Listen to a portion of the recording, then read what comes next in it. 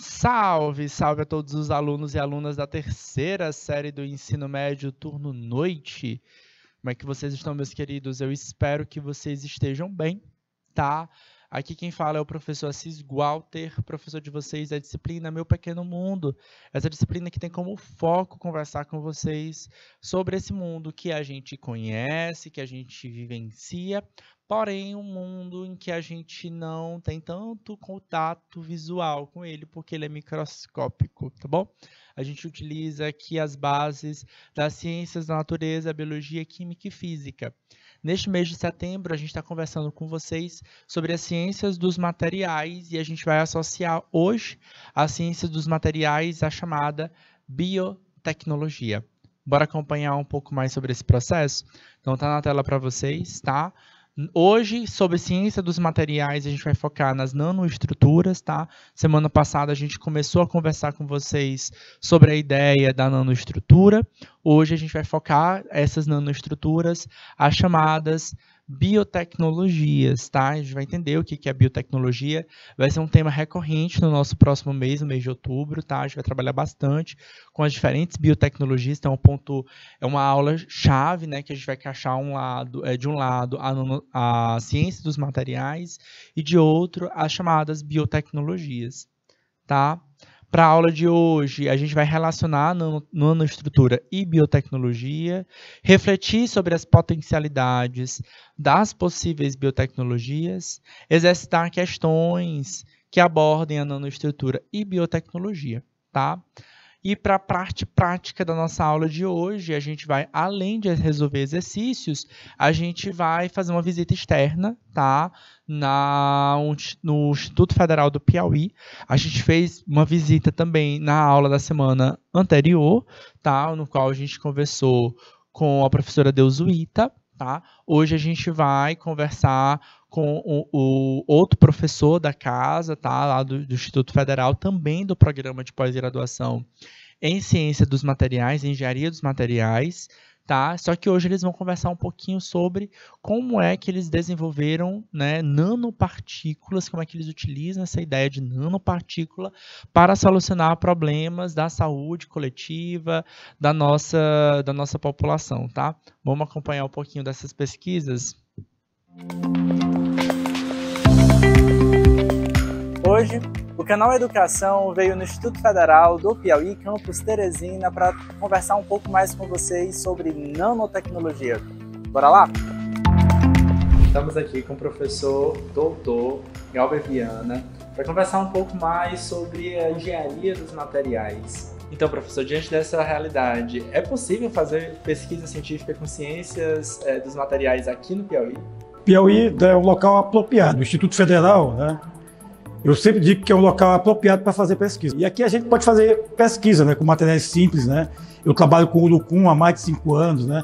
Do urucum você consegue tirar várias substâncias, uma delas é usada para o estudo do câncer, né? Qual seria a vantagem de trabalhar com recurso natural, que é o urucum, que a gente tem aqui no nosso estado? O Brasil é um dos maiores produtores do planeta, né, de urucum, semente de urucum, e ele é rica em várias substâncias, né? E essas substâncias, né, como falei, elas são substâncias que são retiradas da semente do urucum, né? Então eu trabalho com isso, eu trabalho com essa retirada dessas sementes, desse material da semente, e eu uso para a produção de polímeros, né, biopolímeros, eu uso, né, em regeneração óssea, eu uso no desenvolvimento e estabilidade de nanopartículas, né, metálicas. Inclusive, a norbixina, uma das substâncias encontradas, né, no urucum, né, ela tem características, né, eletrônicas bem interessantes, né, que pode ser usada até na produção de imagens 3D. Então, é uma substância local que você consegue plantar facilmente, né? Professor, você pode mostrar como é que seria, como é essa planta, essa estrutura? Bom, a semente, né, a semente do urucum, né, ela tem um pericarpo. Nesse pericarpo ela contém várias substâncias, como o álcool geraniol, a norbixina, a bixina. Então, a norbixina, que é essa substância, ela tem 94 graus de pureza, é um material que é obtido aqui no nosso laboratório, né? Então, ela pode ter um potencial de aplicação tecnológica muito grande, né? Na área da farmácia, na área de cosmético, né? E já na área alimentar, que ela já é bastante usada. Então, com ela, a gente pode conseguir produzir polímeros, né? Então, aqui é um biopolímero, né, que foi obtido a partir da da normixina, né? E através desse biopolímero foi preparado um filme, certo? Um filme polimérico, né? Que a gente tem estudado o uso dele em restauração óssea, né? Contra ferimentos, certo? É um material riquíssimo, né? Muitas potencialidades, pesquisas que estão sendo realizadas aqui no nosso estado. Obrigado, professor. Estamos com a pesquisadora e mestranda Fernanda Rayane para conversar um pouco mais sobre nanopartículas. Fernanda, tudo bem?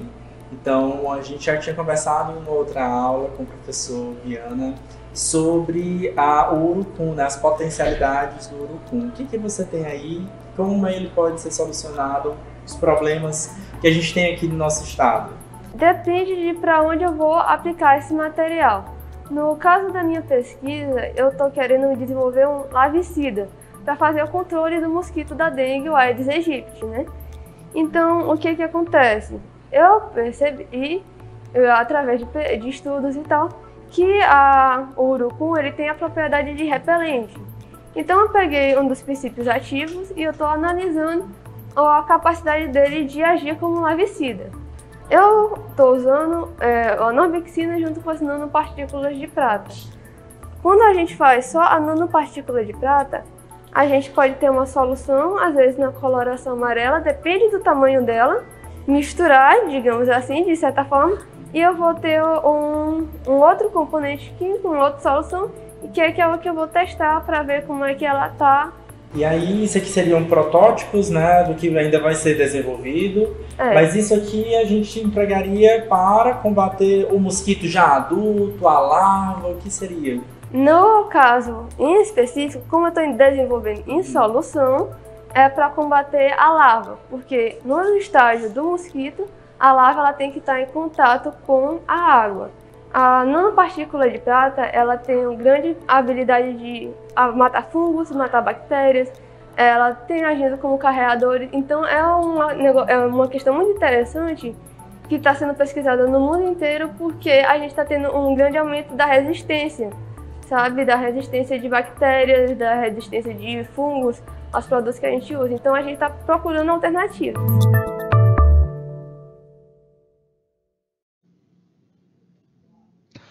Opa, meus queridos, voltamos dessa visita ao Instituto Federal. A gente está na segunda aula, né, que a gente fez essa visita, tá? A gente já separou esses momentos, tá, para vocês. Foi uma visita só que a gente acabou fazendo. A gente separou os momentos para que a gente pudesse ter uma conversa que encaixasse dentro dos temas das aulas.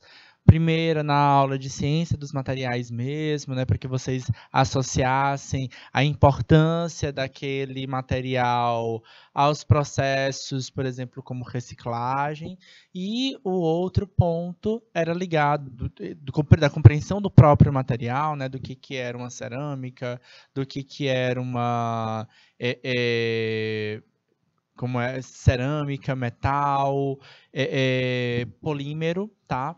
E agora a gente está associando aos processos da nanotecnologia aos processos de cuidado de saúde, por exemplo. Vocês viram aí, por exemplo, parte da pesquisa deles, né, de desenvolvimento de biofilmes, de criação, de associação, por exemplo, com nanopartículas, né?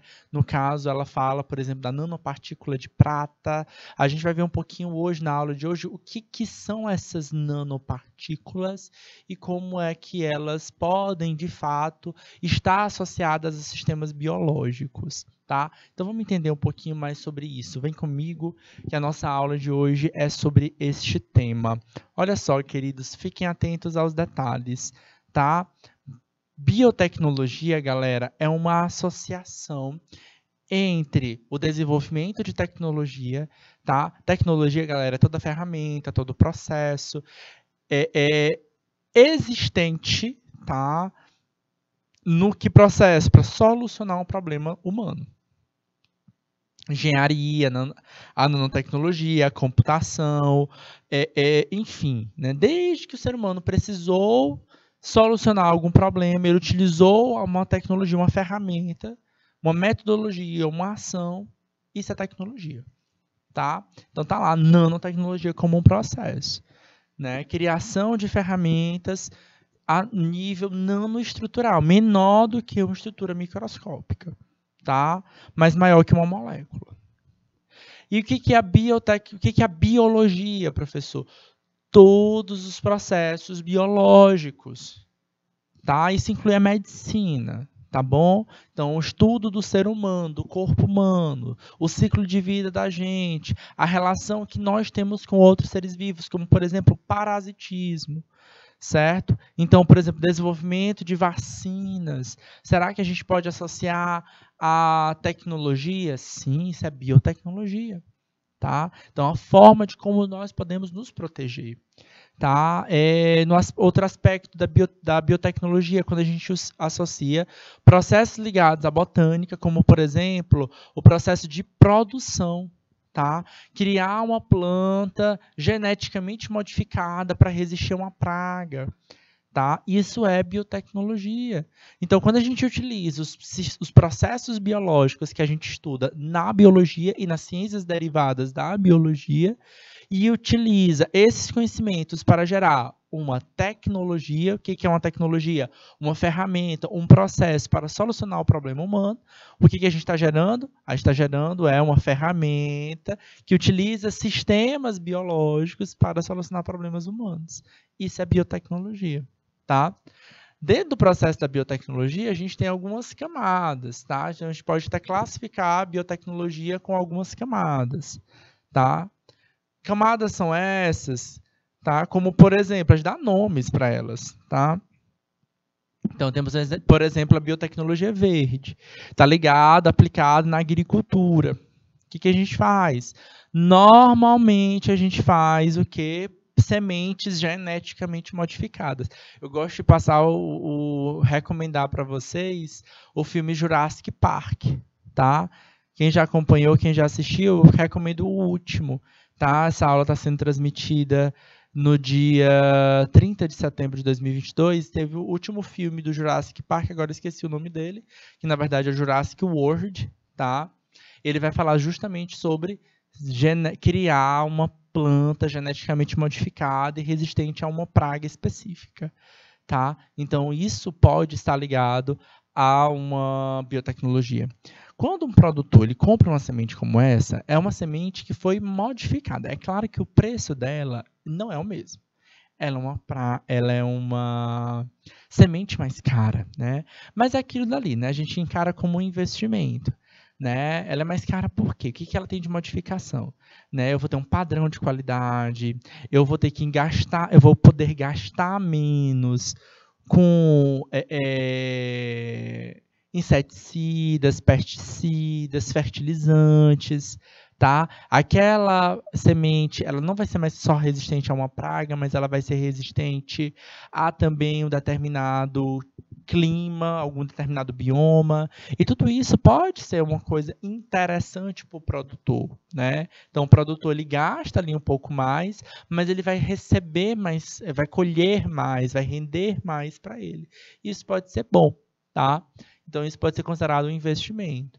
Então, isso, ou seja, é uma ferramenta que utiliza processos biológicos para a solução da produção humana, né? E é uma necessidade geral, a gente consome, né, alimentos em larga escala, né? Somos 7,8 bilhões de pessoas no mundo. A segunda biotecnologia que a gente tem é a linha vermelha, que é ligada à saúde. Então, a gente precisa conhecer os processos biológicos do corpo humano. Como é que acontece o ciclo de vida do ser humano, como é que acontece o ciclo de vida de outras espécies que interagem a gente.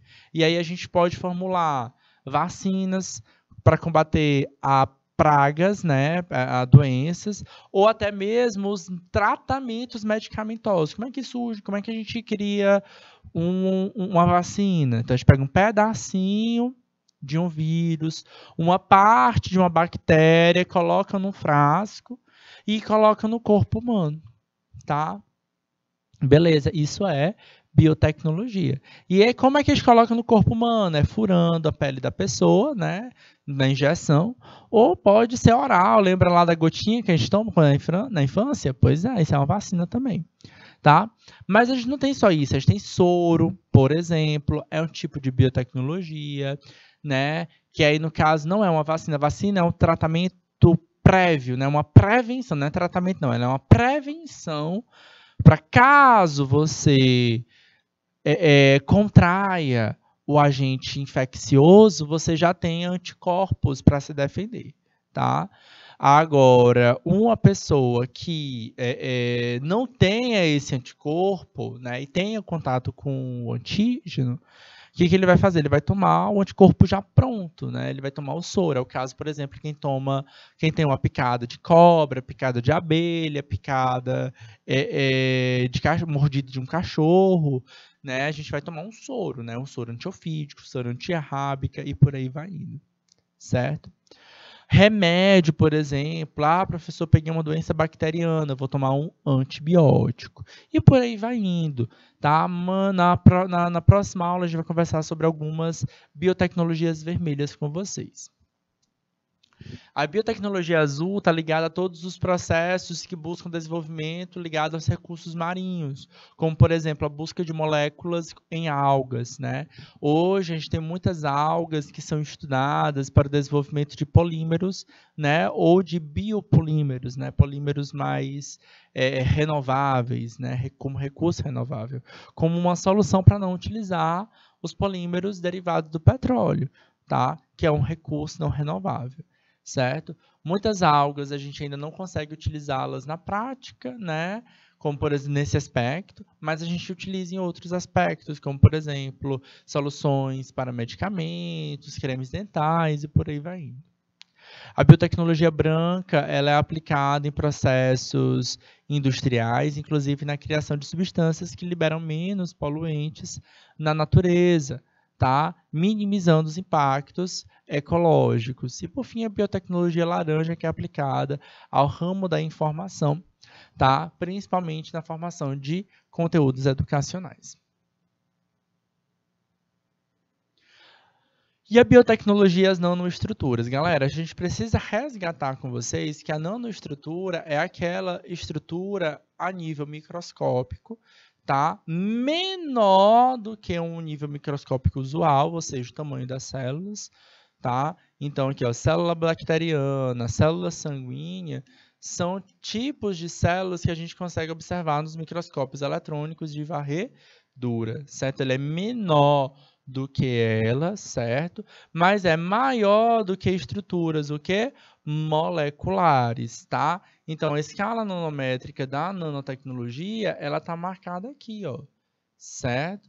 Então, é aqui onde a gente vai encontrar as nanoestruturas, certo? Maior do que uma estrutura molecular, porém menor do que uma estrutura celular, por exemplo. E aí, isso é o ponto-chave para onde a gente pode associar a nanotecnologia e a biotecnologia. A capacidade de eu gerar uma estrutura diferente, modificada, nova, que pode ser menor do que uma célula. Ora, se uma célula não é justamente a nossa o quê? Unidade básica da vida, então se eu consigo criar uma estrutura menor do que a estrutura celular, então essa estrutura nova, ela pode interagir justamente com essa célula, certo? Promover interações com elas, levar uma estrutura, uma formação, né, uma destruição de uma célula, por exemplo, uma célula que pode ser um patógeno. A gente pode estar desenvolvendo também, queridos, um medicamento, certo? Uma forma do medicamento entrar naquele corpo de forma mais menos prejudicial, certo? Ou mais fácil, mais rápido. Então, é esse momento onde a biotecnologia ela se encontra com essas estruturas a nível nanométrico ou em nanoescala. Então, em função do tamanho, as nanopartículas têm uma relação com superfície / volume, que é responsável por novas propriedades físicas e químicas. Ao longo desse mês de setembro, a gente conversou com vocês sobre algumas dessas propriedades que eram importantes para o desenvolvimento, para a compreensão daquele composto ou daquele material. Lembra lá? Características essas como ponto de fusão, ponto de ebulição, como, por exemplo, a dureza ou a tenacidade. O que é a dureza, professor? Aquela resistência, né? A capacidade de riscar outros materiais. E a tenacidade? A maleabilidade, a flexibilidade, a capacidade de dobrar e não quebrar, certo? Então, são características, especialmente a dureza e a tenacidade, características inversamente proporcionais. Então, dependendo dessa estrutura, como a estrutura consegue ser menor, a gente consegue dar mais propriedades e até modificar essas propriedades físico-químicas. A gente vai colocando dentro desses materiais o quê? Outros compostos também. Entendam isso. Isso inclui o aumento da reatividade química à superfície da nanopartícula, certo? Ou a diminuição dessa reatividade. Eu criar um composto menos reativo e, consequentemente, menos oxidativo. Essa palavra oxidação a gente escuta muito quando a gente utiliza aquela palavra no linguajar popular, né? Enferrujar, né? Não é necessariamente quando o material ele está enferrujado, né, ele está oxidado na prática, né, porque o enferrujar é com um material específico, é o ferro, né? Um material perfeitamente seguro para ser manuseado em tamanho natural pode facilmente penetrar na pele na forma de nanopartícula ou se tornar um aerosol e entrar no organismo por via respiratória. Hoje em dia, galera, inclusive aqui, ó, a gente já está trabalhando, a gente não, né, os cientistas, tá? Eles estão trabalhando no desenvolvimento de algumas vacinas na forma de spray. Já existem no mercado, tá? Essas vacinas, inclusive para pets, tá? Comprovada a eficácia entre elas, tá? O que acontece, tá? Eu preciso, onde é que entra a ideia da biotecnologia, tá? Eu preciso conhecer os mecanismos biotecnológicos, né? O ciclo de vida, o sistema biológico em si. O que a gente tem, galera? Pensa aqui comigo. Pensa aqui comigo no aspecto de ter um organismo que... Como é que alguns vírus eles entram no nosso corpo? Depende da doença, né? Vírus, bactérias que entram no nosso corpo por vias respiratórias são organismos que estão acostumados ou sabem, ou têm técnicas, ou têm estratégias para conseguir penetrar e adentrar o quê? Essa superfície da mucosa nasal, da mucosa da faringe, da laringe, da boca e adentrar por esses espaços. Então, o que acontece? Quando a gente desenvolve uma vacina, por exemplo, a gente está criando o quê? Um composto que contém o antígeno, ou seja, uma parte desse meu agente biológico, desse meu agente que causa uma doença. Então, quando eu crio um spray que também tem essa estrutura, então eles vão evidenciar o que é a entrada desse antígeno justamente pelo local onde meu antígeno normalmente entra. Se eu associo esse antígeno a uma nanoestrutura que facilita o processo de penetração da pele, opa, eu estou tornando esse meio de vacinação eficaz, né? Estou tirando, por exemplo, o medo que muitas pessoas têm de tomar injeção, o pavor que tantas pessoas têm em tomar injeção, né? Então, muita gente, por exemplo, evitou, né, ou fugia de tomar vacina, por quê? Por conta do medo da injeção. Então, estou solucionando esse problema, tá? Então, você vai tomar uma gotinha, que nem na infância toma, né? Até os 5 anos você toma, né, as gotinhas, né? Você vai tomar um sprayzinho no nariz, né? Então, são formas mais práticas, mais usuais e com eficiência comprovada. E, claro, né, ensinando para o organismo, né, como é que ele vai entrar de forma ativa. Aí, galera, a gente tem o esquema mostrando para vocês como é que a gente consegue, de fato, associar um ponto com o outro. Tá? Então, lá no nosso vídeo, tá? Vocês viram lá a mestranda Fernanda conversando para a gente sobre a ideia das nanopartículas de prata. Tenho certeza que vocês devem ter ficado viajando assim. Como assim, professor? Nanopartícula de prata, né? Tá aqui para a gente explicar, conversar com vocês. Olha só. Então, galera, a gente tem o seguinte. O que é a prata em si? Tá vendo esse monte de bolinha cinza? Tá? Cada bolinha cinza dessa representa um elemento químico chamado prata.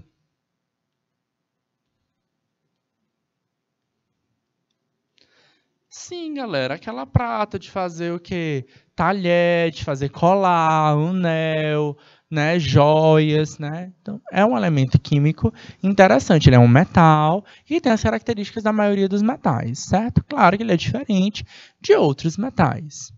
Tá ali. Em geral, galera, metais em si, eles fazem entre si ligações metálicas, né? Uma ligação direta entre os seus próprios elementos, tá?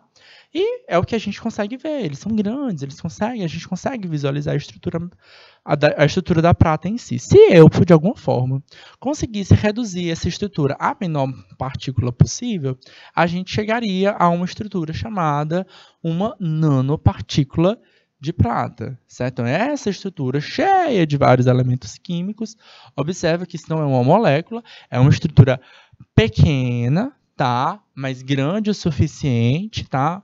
Ou menor, ou pequeno o suficiente, o menor que a gente conseguir ter. Isso aí é a chamada nanopartícula, certo? Então, ela é esse processo de redução dessa estrutura até uma estrutura a nível nanoescalar, certo? Ela tem propriedades. Esse elemento químico, ele interage com o outro, ele reage com o outro, como normalmente os elementos químicos, né, ligados ao grupo da família dos metais, né, eles apresentam a reatividade, a interação, tá? A capacidade de se ionizar, de se energizar, de passar energia, enfim, tá? Essas propriedades, elas vão se manter. Aí, o que acontece, tá? Eu colocando essas partículas reduzidas em uma solução, contendo o quê? Contendo outras substâncias essas também conhecidas como do ser humano, como, por exemplo, algum antibiótico, algum outro composto. Lembra lá do que a mestranda falou? Olha, a gente aprendeu a separar um determinado composto, tá? Um composto com propriedade medicinal, certo? Antitumoral, bactericida e por aí vai indo, certo? Com várias propriedades, tá? A gente separou esse material, a gente reduziu esse material, tá? Em escalas por partes por bilhão, tá? Por que precisou reduzir a uma escala em partes por bilhão? Para que a gente chegasse em uma estrutura próxima à estrutura do que? Da nanopartícula de prata. E ela falou, e eu associei essa estrutura reduzida a uma estrutura de uma nanopartícula de prata. Por quê? Porque a nanopartícula de prata, ela consegue ser mais reativa, ela vai interagir melhor com os organismos biológicos, certo? E aí, quando a gente cria uma conexão e uma associação entre um ponto com o outro, a gente ganha o quê? Uma nanopartícula com novas propriedades. Então, ó, aqui seria a nanopartícula de Ag, né, de prata, e aqui seria a nova nanopartícula com o quê? Com os compostos necessários, com os compostos desenvolvidos ali pelos pesquisadores, tá? Então, o que a gente enxergaria? Isso aqui seria a evidência, o que a gente conseguiria enxergar se fosse na prática. A gente não consegue ver, tá? Entendam, queridos, nosso microscópio é limitado, né? A gente tem uma visão limitada a nível microscópico, tá? Então, nas aulas lá de microscopia que a gente trabalhou lá em agosto, eu apresentei para vocês um limite, né? Eu falei, olha, a gente vai chegar aqui no máximo na estrutura da membrana plasmática, a gente vai ver uma linha, tá? Isso é o que a gente enxerga com o microscópio eletrônico. Então, menor do que isso, a gente não consegue enxergar. Isso aí seria a nanopartícula de prata. Essa bola cinza grandona aí são vários átomos de prata, tá? Que estão conectados em si, formando essa nanoestrutura. E ela está sendo revestida todinha porque por um antibiótico específico, tá? Pode ser o antibiótico existente, por exemplo, lá naquele composto extraído da planta do urucum, tá? Na literatura, como a gente viu lá na aula, lá na visita externa com os professores da Universidade do Instituto Federal do Piauí. Na literatura, reporta que íons como cádmio, 2+, zinco, 2+, e prata, podem reagir com bactérias através de diferentes grupos de proteínas. Então, primeira coisa, precisa entender essa interação. Por que utiliza prata, não cádmio, não zinco? Por conta do reconhecimento dessas propriedades existentes, tá? E o que acontece, tá? Às vezes, é uma propriedade típica que aquela bactéria tem em absorver esse elemento químico. E, gente, fica aqui um ponto importante, tá? Que esse conhecimento biológico ele vai ter diversas aplicações. Às vezes, aquela bactéria, o fato dela absorver mais a prata, vai ser uma solução para remediar um solo contaminado. Às vezes, nesse caso, é para a gente fazer o oposto. É para matar aquela bactéria que também tem esse comportamento de absorver o elemento de prata, tá? Então, se essa bactéria consegue reagir com essa prata, ótimo, é ela que a gente vai usar, tá? Então, a capacidade de reação da prata na formação de sais pouco solúveis também é considerada como um dos principais mecanismos para atacar células bacterianas. Aí, o que eu vou fazer? Poxa, se a bactéria já tem a capacidade de absorver a prata, eu associo a ela, a esta prata, o quê? Moléculas de antibióticos. Aí, galera, eu preciso saber o seguinte, que antibiótico é um medicamento que mata especificamente bactérias. E aí, ó, a reação que a gente vai ter é essa aqui, tá? A gente pode criar, por exemplo, um tecido. Esse tecido, muitas vezes, é chamado de biofilme.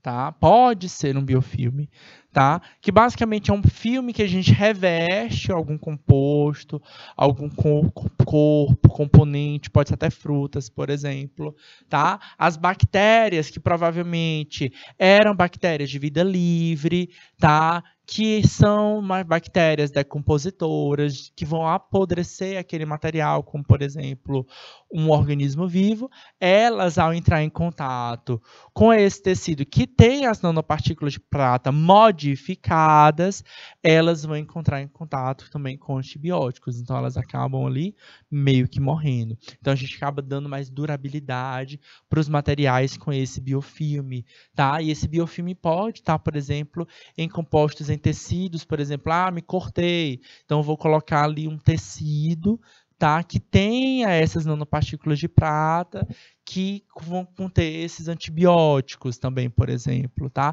Então eu acabo fechando a minha pele, então ela vai se restaurar sozinha e eu protejo ela contra possíveis infecções. São caminhos, são saídas, são ideias diferentes que podem aí ser o caminho para a solução, tá? E aí, ó, galera, então, para eu conseguir desenvolver uma técnica como essa, por isso eu estava lá no programa de pós-graduação em Engenharia dos Materiais, tá? Eu precisei entender vários processos. Eu preciso entender o processo da prata, eu preciso entender o processo do antibiótico, eu preciso entender que esse composto é produzido por uma planta, eu preciso entender como é que eles interagem entre si, tá? Só para a gente fechar aqui essa parte do desenvolvimento, Tá, ó. A planta que eles utilizaram foi essa planta aqui, ó, urucum, tá? Ela pertence à espécie Bicha orelânea, tá? Essa espécie é muito utilizada para quê? Para coloração, a gente utiliza para o coloral, tá? É uma espécie do reino da planta, e olha só aí a classificação biológica, que vocês estão acompanhando nas aulas de biologia também. Reino, divisão, classe, ordem, família, gênero, espécie. Professor, cadê o filo, professor? É aqui, ó. Filo. Porque no grupo de plantas a gente utiliza o termo divisão em vez de filo, tá? Mas é praticamente a mesma coisa, tá? Então, reficofage, tá ali, ó, certo? Então, é uma espécie comum na nossa região, Brasil, Cerrado, Amazônia, tá? Então, muitos países da América Latina apresentam. É uma espécie tradicional, de costume tradicional para coloração, tá? E as suas sementes, ó, é um fruto seco, olha só como ela é, ó. É um fruto seco com deiscência. O que que é isso? É que ela se abre. É um fruto que se abre, tá? A gente fala isso, é um fruto deiscente. E aí quando ele se abre, as sementes se jogam, se lançam pelo ar para a germinação. Se eu for abrir lá e tirar as sementezinhas, é isso que a gente vai enxergar. Tá? Essa semente toda linda, bacana, tá? E a partir dela, ela solta um pó vermelhinho, tá? É ele que é triturado, essa semente que é triturada, e a gente utiliza esse pó vermelho para colorir o nosso alimento, conhecido muito como corante, tá? Ou colorau, dependendo da região onde você está aqui do Piauí, você vai chamar de corante ou de colorau, tá? É a mesma coisa. As sementes do urucum são usadas tradicionalmente por índios brasileiros, indígenas brasileiros e peruanos como matéria-prima para tintas, protetor solar, repelente, tem item religioso de agradecimento pelas colheitas e pesca. No Brasil, o urucum é um pó utilizado por não indígenas como condimento para dar cor em alimentos. Mas vocês viram lá na nossa visita que eles não utilizam só para isso, né? Eles utilizam esse pó, né? Tem uma utilização, uma praticidade, né? São vários elementos químicos ali, eles focaram em um específico com uma propriedade, mas tem várias propriedades, com propriedades antitumorais, anticancerígenas, antitumoral e anticancerígena é a mesma coisa, né? Antitumoral, antifungicida, antipesticida de um modo geral, tá? E aí com esse focar em um deles para solucionar um problema. O que que eles queriam? Propriedade larvicida desse corante, tá? Para quê? Para colocar na água parada, tá? Porque eu não vou conseguir, de fato, impedir que todas as águas, né, sejam... a gente impeça que tenha água parada em todos os lugares. Então, o lugar onde a gente puder acessar, que a gente puder colocar algum larvicida, mais interessante, certo? E fazer com que isso mate, interrompa o ciclo reprodutivo dessa praga, desse vetor, a gente pode reduzir, então, por exemplo, a disseminação de doenças, como é o caso da doença do mas da dengue, da febre amarela, da chikungunya e doenças que são transmitidas por vetores. Então, a gente precisa ter um estudo bem amplo para que a gente possa chegar dentro desse desenvolvimento tecnológico. Tá bom, galera? Então, é um caminho interessante aí para vocês, para quem gosta, para quem acha interessante, tá? Quem tem essa capacidade multidisciplinar, tá? De trabalho e desenvolvimento. Beleza? Só para a gente fechar aqui, ó, eu pulei aqui, ó, existem também algumas outras estruturas, como os nanotubos de carbono, devido à sua robustez estrutural, versatilidade morfológica, ele tem várias aplicações biomédicas, tá? Pequenos, leves, podem chegar aos interiores das células e serem utilizadas como sensores para possíveis diagnósticos, tá? Atualmente eles estão sendo estudados apenas in vitro, tá? Porque ainda não se sabe muito bem os efeitos negativos que essa estrutura pode levar nas células humanas. Ok? Vamos praticar? Tá? Bora praticar, queridos. Vamos ver aqui algumas questões, tá? Algumas delas são questões de Enem, tá? Como elas podem abordar a temática da nanotecnologia, da biotecnologia dentro desses processos, tá? Algumas delas vão estar ligadas aí, por exemplo, à modificação de organismos geneticamente modificados. Olha aí, como eu mostrei para vocês, tá? A biotecnologia, ela pode ser definida como uma maneira bem ampla, como uma atividade baseada em conhecimentos multidisciplinares, que utiliza agentes biológicos para fazer produtos úteis ou resolver problemas. A formação de organismos geneticamente modificados, transgênicos, é proporcionada pela tecnologia do DNA recombinante. Um processo biotecnológico que inclui, em seu procedimento experimental, o seguinte, bora lá. Alternativa A, utilização de enzimas de restrição que irão inserir o fragmento de DNA isolado no material genético do futuro organismo geneticamente modificado. Alternativa B, o conhecimento do gene que deverá ser isolado, cortado e posteriormente inserido no genoma do futuro organismo geneticamente modificado. Alternativa C, a indução de novas mutações para que o organismo geneticamente modificado possa ser bem adaptado e produzir compostos de interesse do ser humano. Alternativa D, a ativação de introns para a síntese de novos DNAs que viabilizarão a tradução de proteínas benéficas aos seres vivos. E a alternativa E, a criação de um novo código genético para o organismo que irá surgir mais bem adaptado, com características de interesse para o ser humano. E aí, galera, pensem em tudo que a gente falou, especialmente lá no início da aula, nos vários tipos de biotecnologia, algumas biotecnologias focadas lá no setor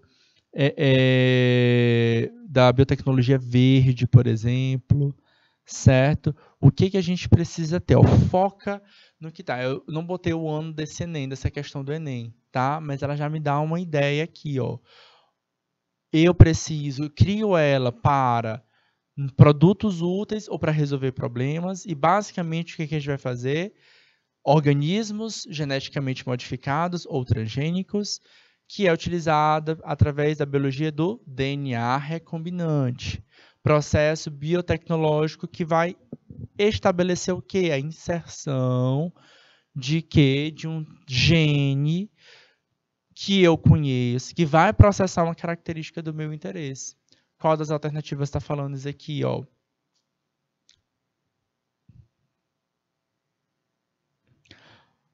Preciso pegar o gene que eu conheço, certo? Lembra, o gene é um pedaço de um DNA que a gente conhece, que vai codificar uma característica do meu interesse. Tá? Lá nas aulas de biologia a gente falou para vocês sobre, por exemplo, o gene que vai codificar a insulina, tá? Eu posso inserir ele na bactéria e essa bactéria começar a produzir este hormônio com interesse humano, para solucionar um problema humano. Isso aí é biotecnologia, tá? Claro que a gente vai caminhar isso para outros lugares, para outros níveis, tá? Mas isso é o que já estamos fazendo no nosso dia a dia. Galera, a gente vai parando por aqui pelo nosso tempo, tá? Eu vou deixar aqui neste material mais 2 outras questões, tá? Com gabarito para vocês praticarem e exercitarem, tá? Foi um prazer estar aqui com vocês mais uma vez e até a nossa próxima aula. Grande beijo, grande abraço, tchau, tchau.